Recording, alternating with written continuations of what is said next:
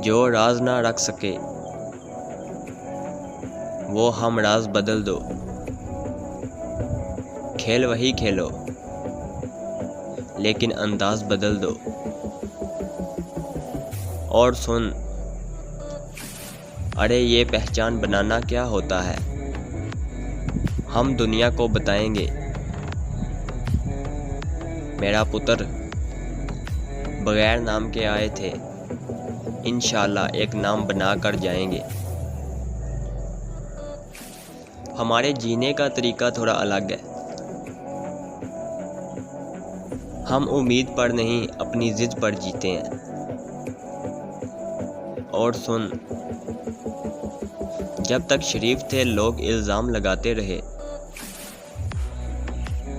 अब शराफत छोड़ दी तो लोग सलाम करते हैं।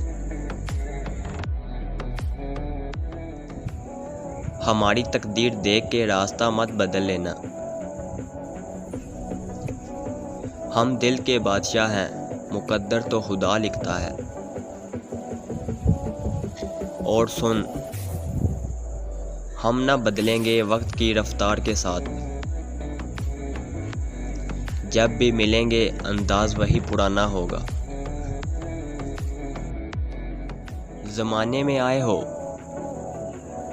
तो जीने का हुनर भी रखना,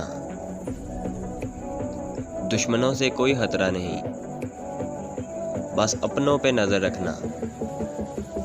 और सुन, आपने हमें ठुकरा दिया कोई गम नहीं, बदनसीब तो आप हैं जिसकी किस्मत में हम नहीं।